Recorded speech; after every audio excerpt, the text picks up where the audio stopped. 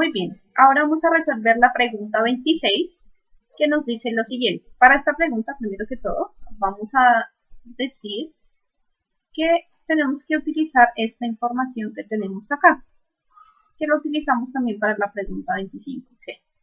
Y la pregunta 26 nos dice, si se reemplaza el compuesto P por un compuesto J, o sea, en lugar de este compuesto P que tenemos acá, lo vamos a reemplazar por uno J para llevar a cabo la reacción con el hidrógeno, la fórmula molecular del nuevo compuesto R obtenido es C5H8O2. De acuerdo con esto, es válido afirmar que J tiene.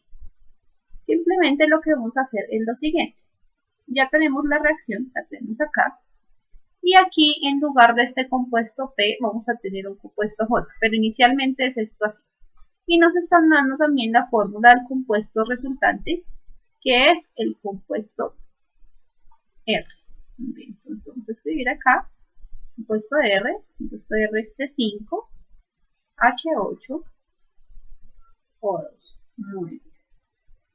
Ahora vamos a ver.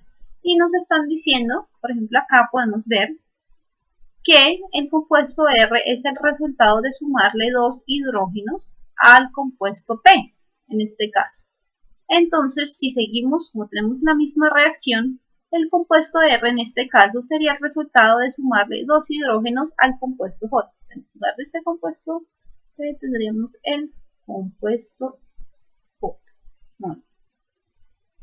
Entonces, este compuesto J va a ser un compuesto que tiene el mismo número de carbonos, pero que tiene dos hidrógenos menos. Entonces tendríamos dos hidrógenos menos que el compuesto R. Así que vamos a ver dentro de las respuestas cuál corresponde a esta. Si tenemos 5 átomos, o en este caso el compuesto J tendría también 6 hidrógenos, porque debe tener el mismo número de carbonos que R, pero 2 hidrógenos menos que el compuesto R. Miremos cuál de las opciones corresponde a nuestra respuesta correcta. Miremos acá. Muy bien. Nos está diciendo que el compuesto J va a tener 4 átomos de carbono. Y sabemos que eso es completamente falso, porque el compuesto J va a tener el mismo número de carbonos que el compuesto R, porque simplemente le estamos adicionando dos hidrógenos al compuesto inicial, que sería el compuesto J. Entonces no tiene 4 átomos de carbono, sino 5. Entonces podemos descartar esta opción. Ahora la B, 6 átomos de hidrógeno. Como dijimos acá, el compuesto R, el compuesto J, debido a que tiene 2 hidrógenos menos que el compuesto R, va a tener 6 hidrógenos.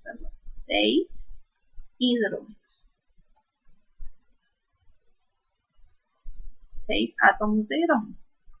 Entonces, esta sería la respuesta correcta, la respuesta B. Sin embargo, vamos a ver las otras dos.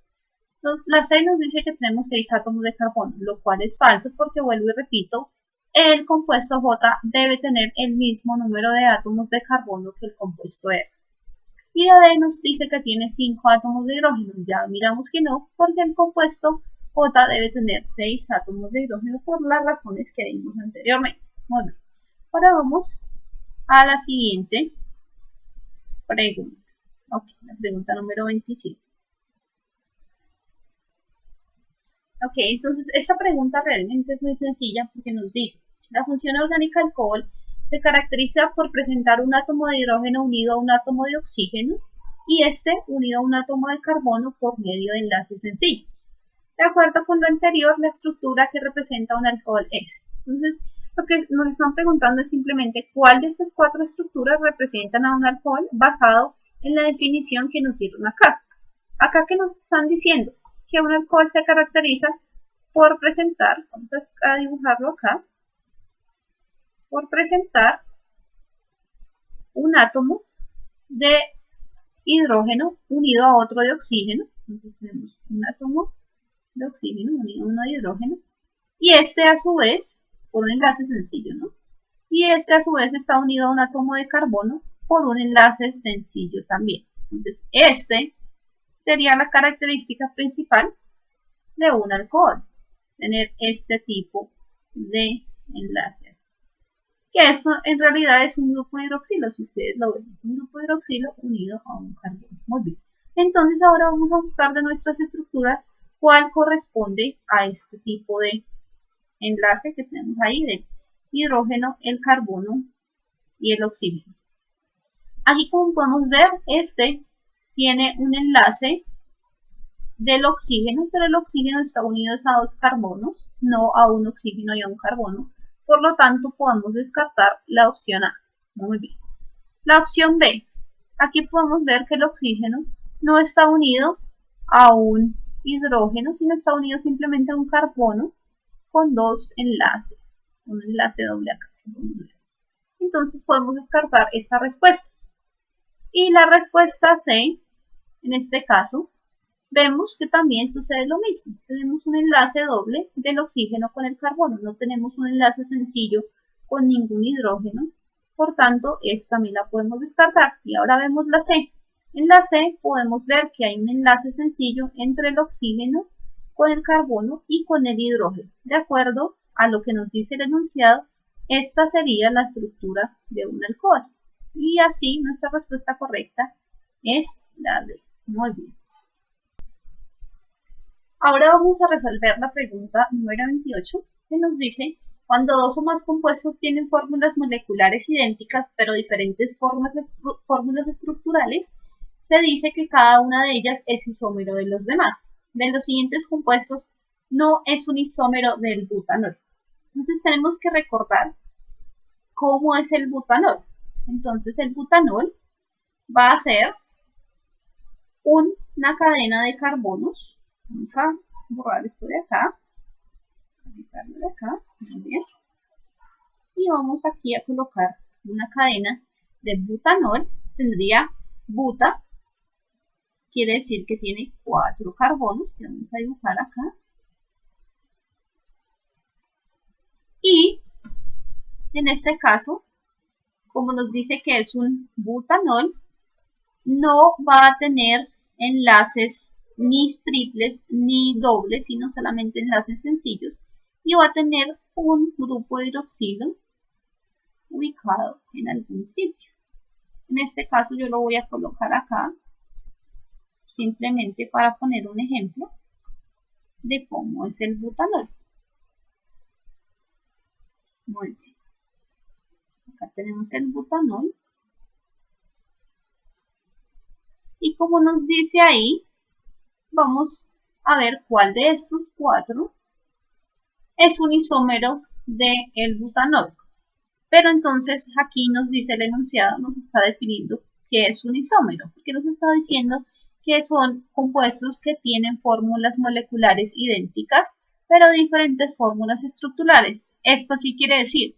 Que siempre van a tener la misma fórmula molecular. La fórmula molecular, por ejemplo, de esta sería la siguiente. C4, porque tiene 4 carbonos. ¿Tiene cuántos hidrógenos? 1, 2, 3, 4, 5, 6, 7, 8, 9 y 10. H, 10. Y O, solamente 1. Entonces, esta sería la fórmula molecular. Un isómero del butanol sería un compuesto que tenga esta misma fórmula, pero que tenga estructura diferente. Por ejemplo, que este hidroxilo no lo tenga ubicado en este sitio, o por ejemplo, que en lugar de tener esta estructura así, la pudiera tener de la siguiente manera, por ejemplo, así. Y acá tendría, digamos, el grupo hidroxilo, pero este carbono está ubicado de una manera diferente, lo cual lo hace un isómero del butanol. Aquí lo que nos están preguntando es cuál no es, perdón, yo estaba equivocada, no es cuál es el isómero, sino cuál de todos estos no es el isómero del butanol. Entonces, tenemos que mirar cuál de todos estos no tiene la misma fórmula molecular, pero tiene, no tiene la misma, perdón, tiene la misma fórmula molecular, y pero no tiene la misma estructura. Así podemos saber cuáles son isómeros y cuáles no. Entonces vamos a ver. Todos deben tener 4 carbonos y un grupo hidroxilo. Este tiene 1, 2, 3, 4 carbonos y un hidroxilo. Por lo tanto, vamos a compararlo con esa estructura del butanol, si corresponde a un isómero del butanol. Entonces la respuesta A no es la correcta. Ahora vamos a ver la B. La B tiene 1, 2, 3, 4 carbonos y un grupo hidroxilo. También corresponde a un isómero del butanol. La C tiene 1, 2, 3, 4 y 5 carbonos más un grupo hidroxilo, con lo que podemos saber que este no es un isómero del butanol. Por tanto, este sería la respuesta correcta, la C. Sin embargo, vamos a mirar la D. Y la D tenemos 1, 2, 3, 4 carbonos y el grupo hidroxilo, lo que nos quiere decir que este también es un isómero del butanol. De esta forma, podemos concluir que la respuesta D es la correcta. Bueno, ahora vamos a continuar con la siguiente pregunta. Muy bien, en esta tenemos dos estructuras que nos están dando, una estructura Z y la estructura Y. Y nos dicen que una de las características de los compuestos orgánicos es que poseen carbonos primarios enlazados a un átomo de carbono, secundarios que son enlazados a 2 átomos de carbono, terciarios enlazados a 3 átomos de carbono y cuaternarios enlazados a 4 átomos de carbono. De acuerdo con esa información es válido afirmar que, y nos dan 4 opciones, pero primero vamos a ver aquí. Entonces, vuelvo y repito, los carbonos primarios poseen están enlazados simplemente a un átomo de carbono. Entonces, por ejemplo, acá, este sería un carbono primario. ¿Por qué? Porque está enlazado simplemente a un carbono aquí en esta parte. Ahora, un carbono secundario que está enlazado a 2 átomos de carbono, por ejemplo, como este grupo que tenemos acá. ¿Por qué? Porque está enlazado a este carbono de la izquierda y a este carbono de la derecha, pero no está enlazado a ningún otro carbono. Los carbonos terciarios, pues es enlazados a 3 carbonos, como este de acá, que está enlazado a este carbono y a este carbono. Y los carbonos cuaternarios, que serían los que están enlazados a 4 átomos de carbono, que sería, por ejemplo, como este de acá. Y este carbono está enlazado a este carbono de acá, a este de acá, a este de acá y a este de acá. Muy bien. Ahora nos dice que miremos cuál de estas afirmaciones es la correcta. Aquí nos dice dice Z posee más carbonos terciarios y la misma cantidad de carbonos primarios que Y. Vamos a contar los carbonos terciarios y los carbonos primarios de cada uno para saber cuál tiene más carbonos terciarios y cuál tiene más carbonos primarios, o si tienen la misma cantidad. En Z nos dice que posee más carbonos terciarios. Vamos a contarlos en un momento. Oh, perdón, se fue el documento. Vamos a ver. Ok, entonces aquí vamos a ver la A. Z posee más carbonos terciarios y la misma cantidad de carbonos primarios. Aquí vemos, vamos a contar. Carbonos terciarios tenemos 1, 2, y acá tenemos un tercer carbono terciario. Ahora vamos a contar los carbonos terciarios de Y. Tenemos 1 acá, 2 y 3. Y no tenemos más carbonos terciarios. Por tanto, vemos que Z no posee más carbonos terciarios. Sin necesidad de tener que contar los carbonos primarios de Y, simplemente podemos descartar la respuesta A. Ahora vamos a ver la B. Dice Z posee más carbonos secundarios y la misma cantidad de carbonos terciarios. Vamos a contar los carbonos, porque ya sabemos, ya contamos la cantidad de carbonos terciarios, entonces ya sabemos que sí tienen la misma cantidad de carbonos terciarios, pero no sabemos qué pasa con respecto a los carbonos secundarios. Vamos a contarlos, tenemos 1 acá, 2, 3 y 4. 4 carbonos secundarios. Y acá tenemos 1, 2, 3 y 4. Entonces tenemos la misma cantidad. Por tanto, la B es incorrecta porque Z no posee más carbonos secundarios que Y. Ahora la C nos dice Z y Y poseen la misma cantidad de carbonos terciarios y diferente cantidad de carbonos cuaternarios. Vamos a ver, ya sabemos que realmente sí posee la misma cantidad de carbonos terciarios, pero no sabemos con respecto a los cuaternarios cómo es. Vamos a mirar acá, tiene 1 cuaternario y aquí tiene 1 cuaternario también. Como podemos ver acá tenemos 1, que está unido a 4 carbonos, y acá también 1. Entonces esta es falsa porque realmente Z y Y tienen la misma cantidad de carbonos cuaternarios. De esta forma podemos saber que la C es falsa.